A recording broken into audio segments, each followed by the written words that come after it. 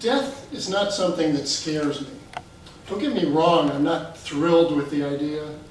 I really like being alive. I want to stick around here as long as possible, if only to see what's going to happen next. But I know the end is inevitable, so the concept of death disappoints me rather than scares me. I am, however, fascinated by people who fearlessly defy death. The tightrope walkers, the skydivers, the wilderness trekkers, the mountain climbers, the test pilots. They scoff at death by challenging it with courage and grace, the stuff of classic mythology. But sometimes reality differs greatly from the myth.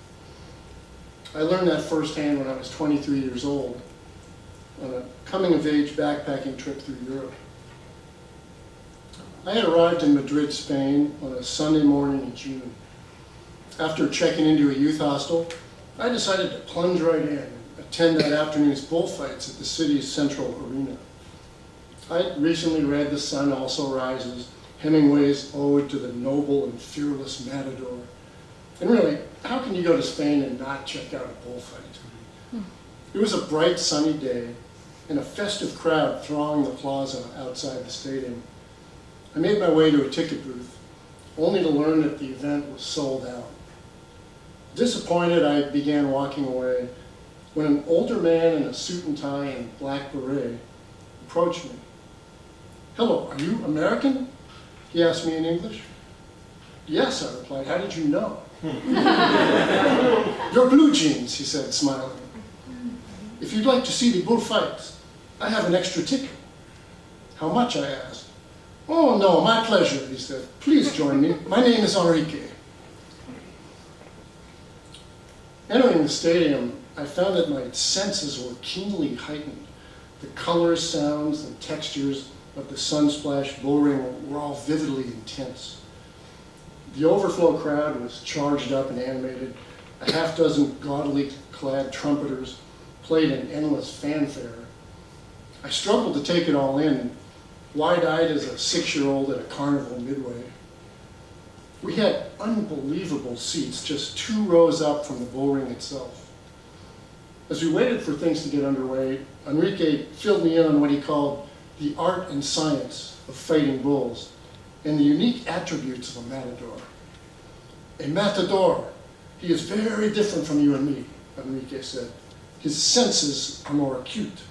His reflexes are faster. His emotions are more controlled. His courage is unmatched. Nothing scares the matador." Enrique also explained that the matador needed voluminous amounts of sex. And he must have sex as close as he can to the actual bullfight. If possible, just minutes before.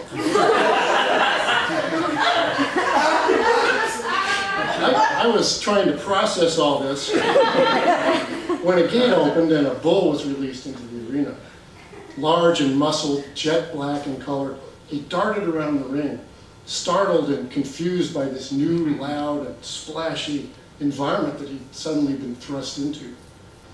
At one point, the bull passed by directly in front of us, just feet away. His power and life force were palpable. I felt a strange combination of fear and awe surge through me. After a few minutes, 2 mounted riders galloped into the bullring, their horses fully armored. Each rider carried a large spear-tipped pole. They trotted up to the bull from 2 sides, hemming it in, and then one of them drove his lance right in between the animal's shoulder blades, at least 6 inches deep, jabbing it in repeatedly.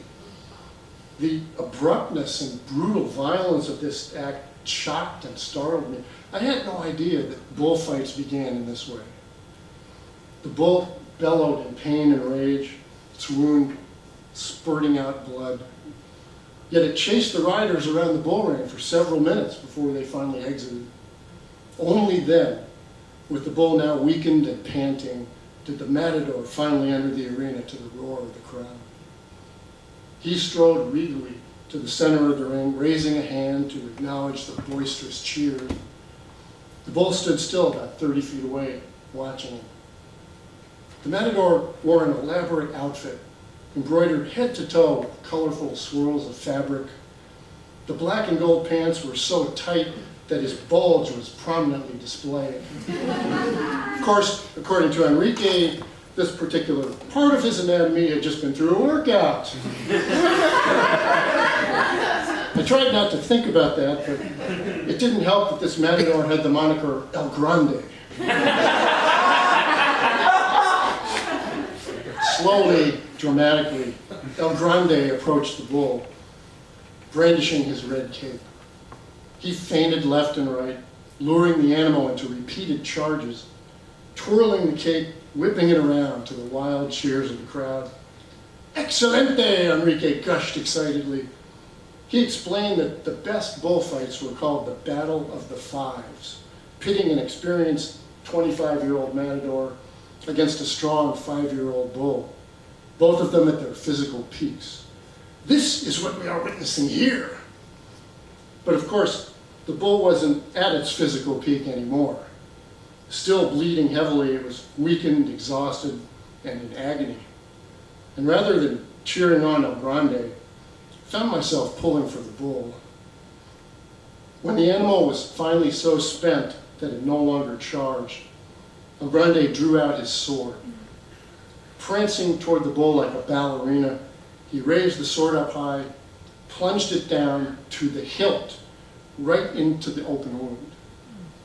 The bull let out an agonizing wail. It looked both terrified and bewildered. The arena rocked with excitement as El Grande retreated. Bull and matador stood staring at each other, 10 feet apart for what seemed like an eternity. Finally, the bull sat down, spitting blood at the end of its rope. At this point, El Grande unsheathed a wicked-looking dagger. He walked imperiously up to the bull, drove the blade into the base of its skull. The bull twitched once and then slumped over dead. The crowd roared its approval. Enrique stood applauding wildly as the matador took a series of elaborate bows. I remained seated, stunned and shaken.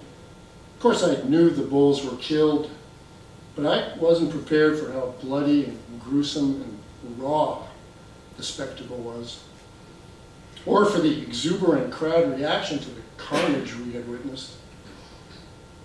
And the finale had played out right directly in front of us, no more than 10 feet away from our seats. You couldn't witness death more vividly than that. Before the afternoon was through, this saga would play out 5 more times with fresh bulls and different matadors. By the end, I was emotionally numb and physically spent. Exiting the arena, the crowd was still buzzing with excitement. Once outside, I said goodbye to Enrique.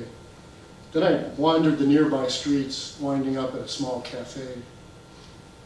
Sipping on a sangria, I thought about the events I'd just witnessed. And I realized that fearlessness, which I had always held in such high regard, wasn't really the same as courage and grace at all. Those qualities were exhibited in the way you dealt with fear. The matadors hadn't shown courage and grace, at least not to me. They were preening showboaters, playing to a fawning crowd, with the deck stacked in their favor and the outcome preordained. No, it was the bulls that were the real champions. Terrified, confused, wounded and tormented, they never ran away. They never bowed down or let go of life until the very end. Somehow this realization reinforced my own resolve to face life's future challenges, even scary ones, with as much courage and grace as I could muster, and to try and stick around here for as long as possible.